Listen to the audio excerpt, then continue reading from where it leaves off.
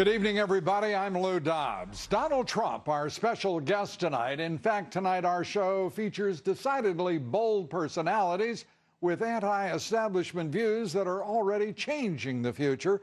Joining us as well, the man who led the British out of the European Union, the leader of the UK's independence movement and strong supporter of Donald Trump. Nigel Farage joins us tonight. There's a lot to talk about tonight, including the city of Charlotte, resembling a war zone, the city's leadership uncertain about how to maintain law and order and to prevent further violence after 2 nights of rioting. North Carolina's governor declaring a state of emergency. An extra 700 law enforcement officers will be on the ground tonight in the hope of avoiding riots and chaos that have overwhelmed Charlotte over the 2 nights previous. But strangely, the chief of police says tonight there will be no curfew. Disturbing videos have emerged showing dozens of rioters brutally attacking and beating bystanders. In one case, a white man dragged and beaten by a mob of black people while he begged for mercy from the cowards.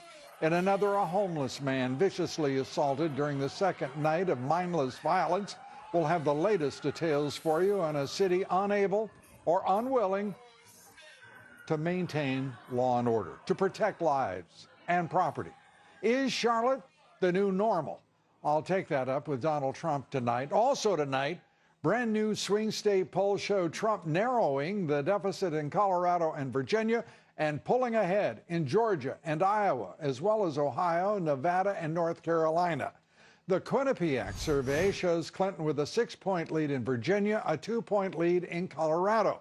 But Trump is ahead by 7 points in Georgia, ahead by 7 points in Iowa as well. Well, that is bad news for Hillary, who thinks the race should be a blowout, apparently. Listen to Clinton shout her way through a speech to the Laborers International Union of North America.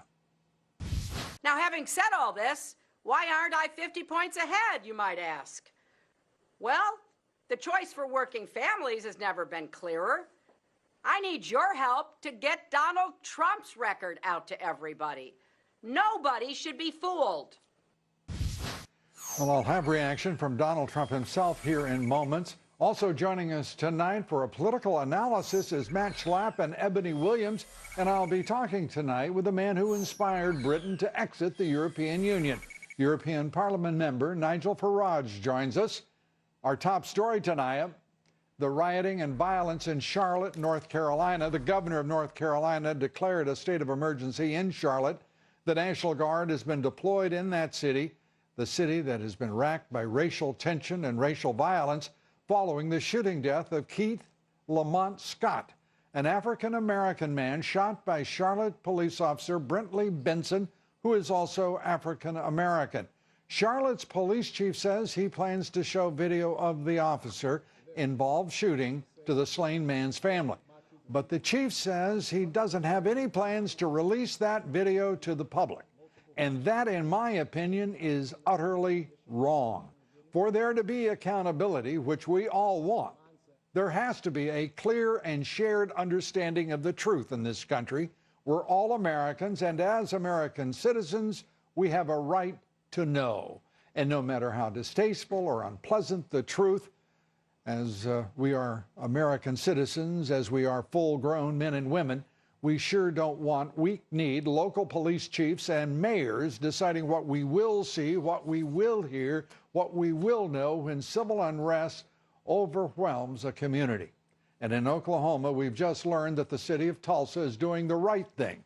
The district attorney there has directed his staff to file a first-degree manslaughter charge against a white police officer, Betty Shelby, in the fatal shooting of an unarmed black citizen, an unarmed Terrence Crutcher, who was shot and killed, not armed, when he was shot down by the police officer.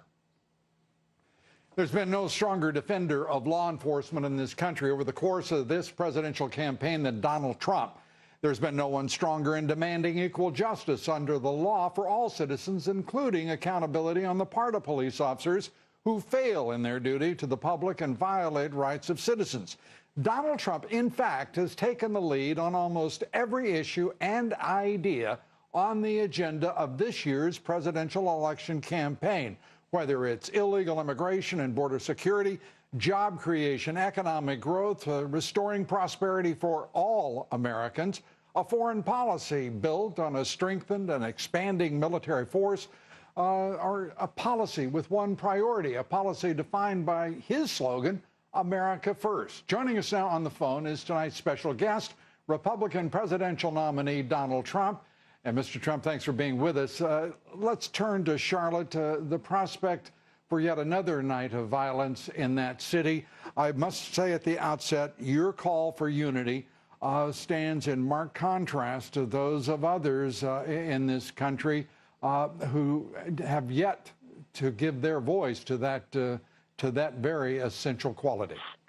Well, thank you very much, Lou. There has to be unity, and we don't have unity in our country, as you know. We have a very divided country in many ways. But we do not have unity, and we don't have jobs, and we don't have education. And we need things like jobs and education to get that whole situation taken care of, or it's going to only get worse.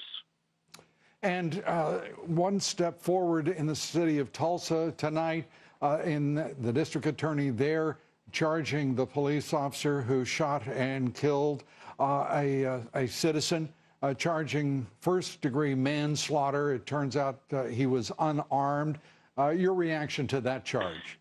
Well, you know, there's no bigger supporter or defender of the police than me, but I looked at that and I couldn't understand it. There was nothing I could see that would lead me to believe that that was a good situation. It looked like she certainly did something very wrong, and whether she choked, which happens, people choke, and maybe she choked or she couldn't handle the pressure or something went very, very wrong, but it just looked like that man did nothing wrong. I mean, he walked with his hands up slowly, put his hands on the car. I just don't see how they could have possibly shot him, and so, you know, we can all understand, I guess, how that could have happened in terms of the action taken by the prosecutors.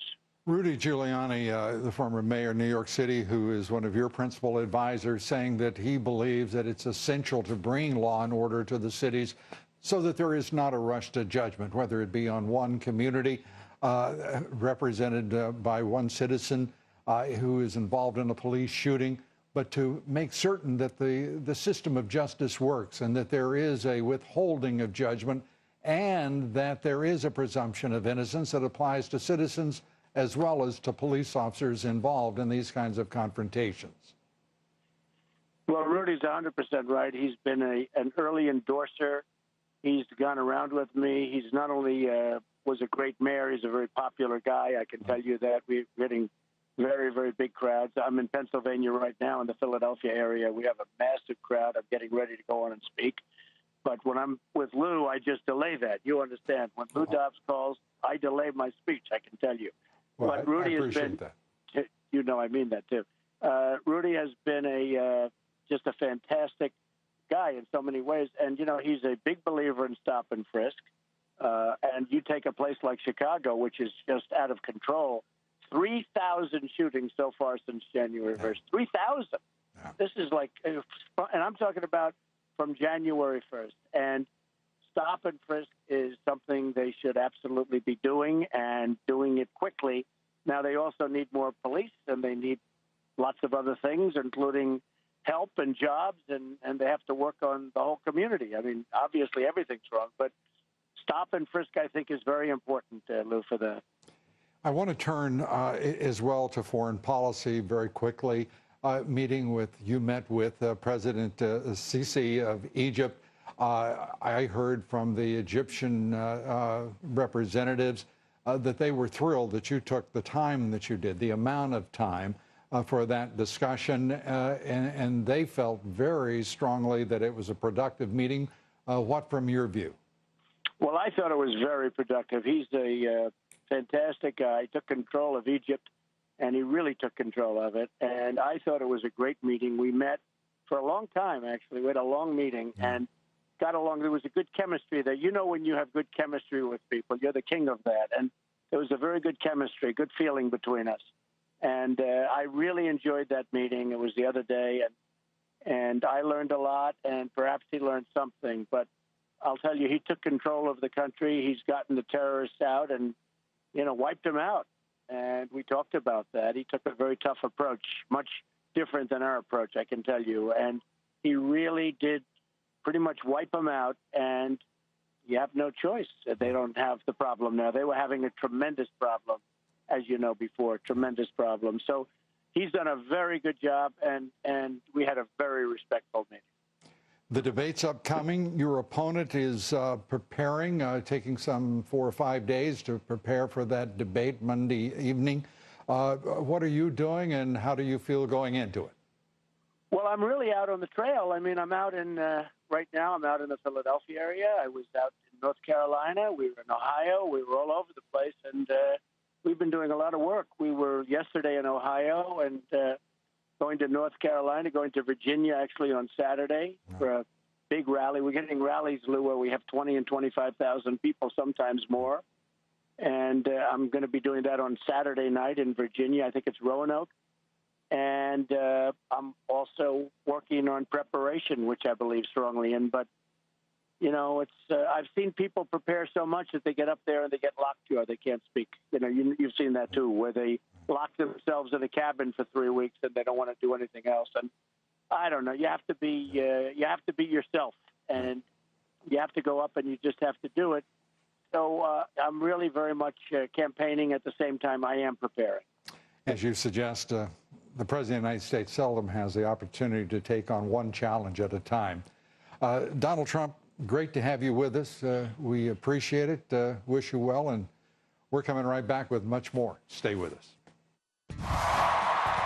Donald Trump building momentum in the latest battleground polls, and Hillary Clinton wondering why she isn't doing better. Lots better. Why aren't I 50 points ahead, you might ask? Matt Slapp and Ebony Williams join us next. Disturbing videos have emerged showing dozens of rioters brutally attacking and beating bystanders. In one case, a white man dragged and beaten by a mob of black people while he begged for mercy from the cowards. And of Charlotte, resembling a war zone, the city's leadership uncertain about how to maintain law and order and to prevent further violence after 2 nights of rioting. North Carolina's governor declaring a state of emergency. An extra 700 law enforcement officers will be on the ground tonight in the hope of avoiding riots and chaos that have overwhelmed Charlotte over the 2 nights previous. But strangely, the chief of police says tonight there will be no curfew. Good evening, everybody. I'm Lou Dobbs. Donald Trump, our special guest tonight. In fact, tonight our show features decidedly bold personalities with anti-establishment views that are already changing the future. Joining us as well, the man who led the British out of the European Union, the leader of the UK's independence movement, and strong supporter of Donald Trump. Nigel Farage joins us tonight. There's a lot to talk about tonight, including the city